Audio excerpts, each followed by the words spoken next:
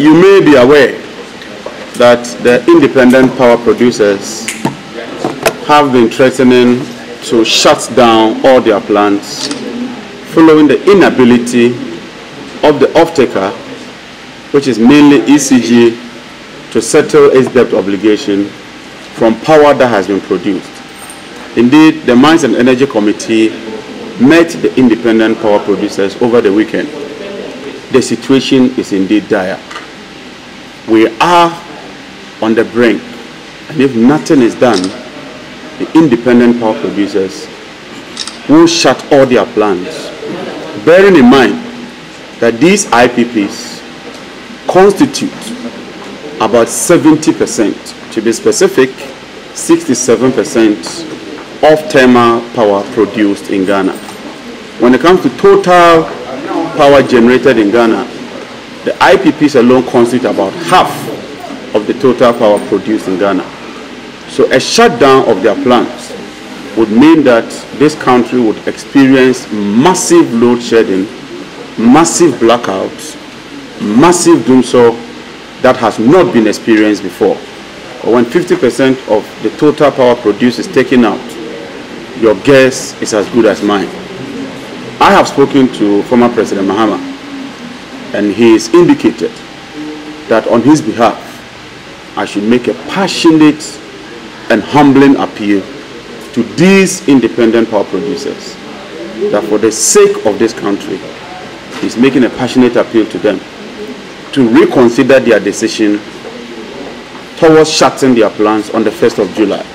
That is the deadline they've given to government. And so I want to make a passionate appeal and plead with the independent power producers to give government and the nation some more time.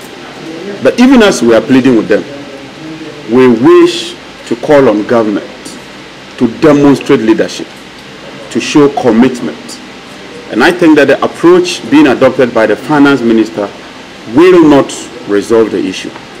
The finance minister, instead of dealing with the chamber of IPPs, is engaged in selective payments, discriminatory payments, selecting some preferred IPPs, paying them, and leaving others to their own fate.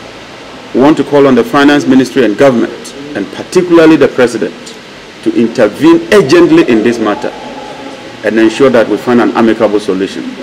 The debt, as we speak now, is about $1.7 billion. Wow. And it keeps compounding. ECG's losses today is over 30%. Forest losses alone accounts for more than $300 million. Fuel supplied that has not been paid runs into hundreds of millions of dollars. The inefficiency in the system is killing the sector, and government must do something. When we vote you into power, we vote you to accept both assets and liabilities.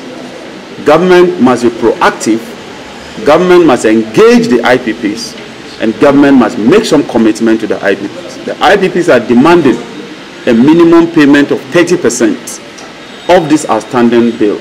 Even if government cannot pay all, at least government should meet them halfway whilst we find solution to these challenges.